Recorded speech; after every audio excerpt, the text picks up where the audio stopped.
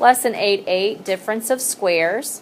So we will be factoring binomials that are difference of squares and use difference of square factoring to solve equations.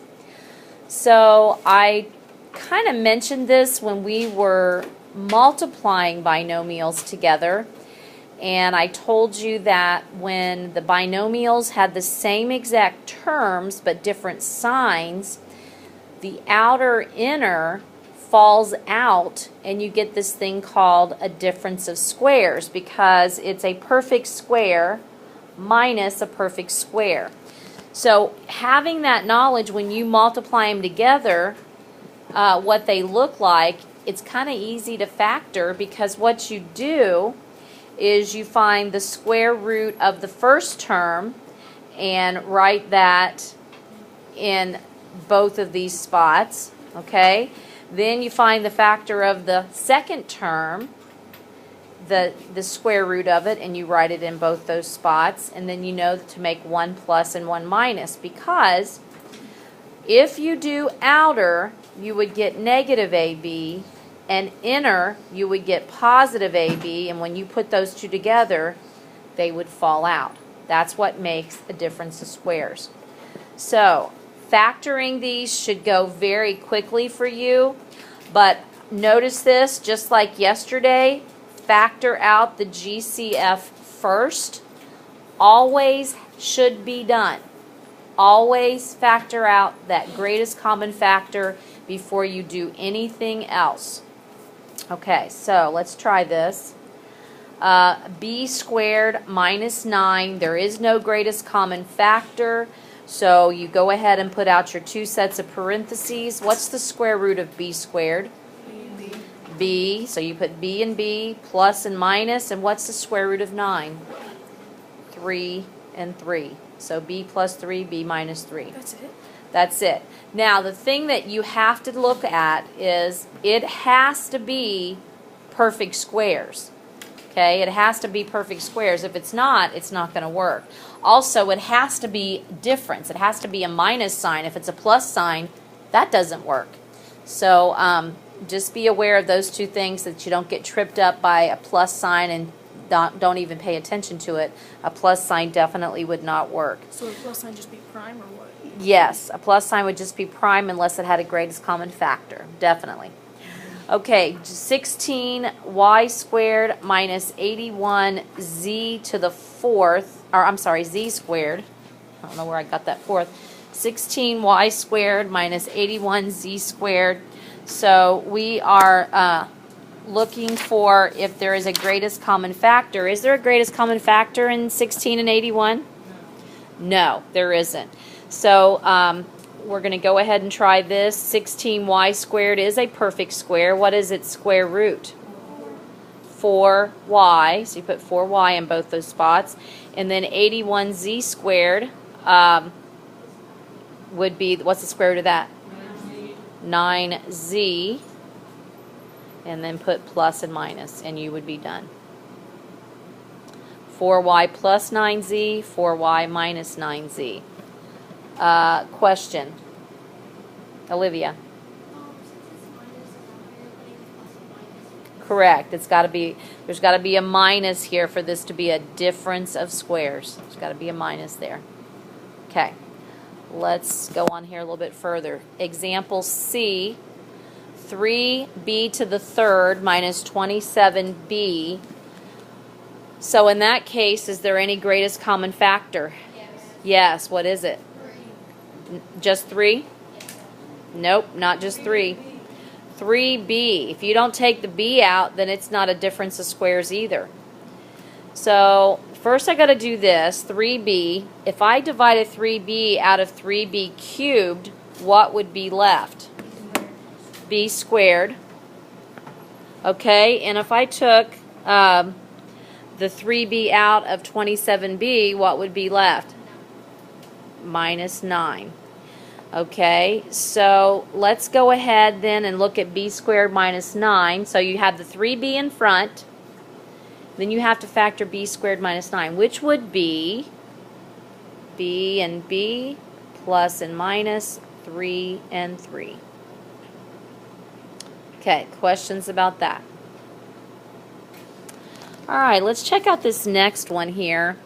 4y to the fourth minus 2,500. So do you think 4 goes into 2,500? Pretty much, yeah, it does. So 4, I got to take that out first. So y to the fourth minus, and if you divide that by 4, you get 625. Okay, the next question is, do you think 625 is a perfect square? Probably. Yeah, it is.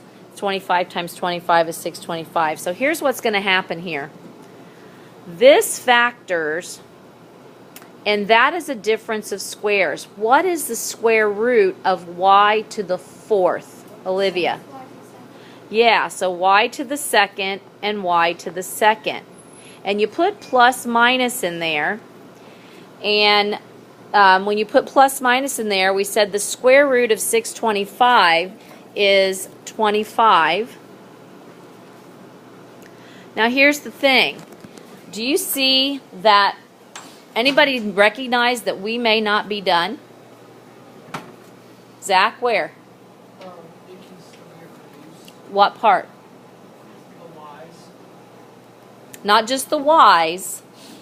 Not just the y's. What part can be reduced? What part could we go further with?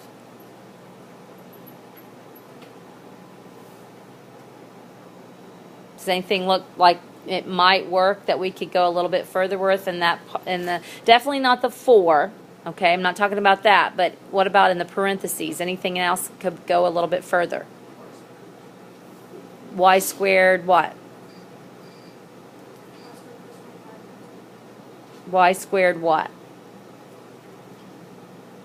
Not just y squared by itself. It's kind of set inside a parentheses with some other stuff. What? I can't hear you. Which one? Both of them? Which one? Huh? Y squared plus 25? That one won't reduce or factor. So that leaves you which one? Yeah, what could I do with that? Look at it. Y squared minus 25. Is that looking familiar to you at all, Zach? What would y squared minus 25 be? Difference of, what's the title of this lesson? Difference of, yeah, this one, y squared minus 25, is another difference of squares, isn't it? There's a minus in the middle. Y squared's a perfect square. 25's a perfect square. So you can't stop with that step. You got to keep going. So you definitely bring down the 4. You definitely bring down the y squared plus 25. And now y squared minus 25, Zach, what would that factor to? Well, what would I put in each parenthesis first?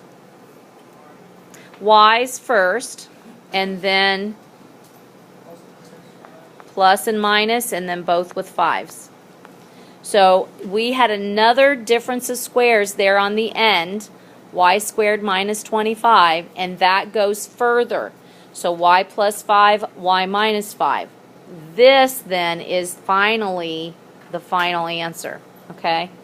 All of that would have to be there. Ben, what's your question? Y squared plus 25 isn't a difference of squares. It's got a plus sign in the middle, and there's no way you could factor anything that would multiply back together to just give you just those two terms. The only reason the difference of squares works is because that outer inner causes that middle term to fall out, and they're opposites. Positive 5 times negative 5 would give you negative 25. You get what I'm saying? If it was plus, then that just means that the two signs in the middle would have to add up to something and it wouldn't fall out. But with it being minus, there's one positive and one negative, they end up falling out. And that's how you end up with only two terms. All right, so let's go on to solving some equations. Once there's an equal sign, you know that you're not only just factoring, but you are solving for the variables. So 16x squared minus 9. You ask yourself the very same questions. Is there any greatest common factor of 16x squared and 9? Is there a common factor in those? 16 and 9? Does 3 go into 16? No. So no common factor of 16 and 9. So I think, though, we would agree that they're both perfect squares. Make sure you're setting them still equal to 0. So what's the square root of 16x squared? 4x. Plus and minus. And then what is the square root of 9? 3. So 4x plus 3, 4x minus 3. You have to set them both equal to 0. So I'm going to subtract 3 here and divide by 4 here. So negative 3/4 on this one. This one I would add 3 and divide by 4. So positive 3/4 on this one. So I could answer negative 3/4 and positive 3/4 would be my two solutions. Questions on that? All right, and kind of a strange difference of squares would be a last example F. A squared minus 16/25 equals 0. And believe it or not, 16/25 could be considered a perfect square. Question, Jared? Oh, okay. So, Jared, what do you think we should do? Put the two sets of pieces. Okay. Put an A in each one. All right. A in each one. Add a Plus and minus. And and 4/5. You square root each one of those individually. 6 squared of 16 is 4, and the square root of 25 is 5, making that a perfect square in a fractional form, and then set each one of these equal to 0. And as you solve, hopefully you kind of figure out that you get opposites for your answers. Did you realize? Because that's how that's going to work. So A equals 4/5. So my solution would be negative 4/5 and positive 4/5. All right, questions about difference of squares. Ethan. What would you do if one of the numbers in there is prime? Like if it was A squared plus minus 3. Then you wouldn't do a difference of squares. Would it just be Would it prime? just be You would prime? just, no, definitely not. You would have to do something else that we haven't quite done yet. So that's not Is everybody got the red written? And I'll show you just so that he sees it. Is there anybody still writing? Does anybody need the red part? Okay, hold on. So let's just see what's going on here. He's saying A squared minus 3. Okay, this would end up being something like this. You would add 3 to both sides, and you would get A squared equals 3. How do you solve? And this is something that would be on your 8th grade I-step. How do you solve for A when it's equal to squared? You square root it. You would square root both sides, so A would be equal plus or minus the square root of 3. And we will do that. Solving square root, that's the answer, plus or minus the square root of 3. Yeah. That's if it's not a perfect square. Yeah, like we have You would if it's not a perfect square and you really had to solve it, you would get that squared term all by itself. So taking everything else to the other side and square root it. Now, if you have an A term with that, that's a whole different story. Then you try to factor with the regular trinomial factoring. Okay? But let's just concentrate on these perfect squares for right now, the difference of squares, because I think that's mainly what you're going to deal with today.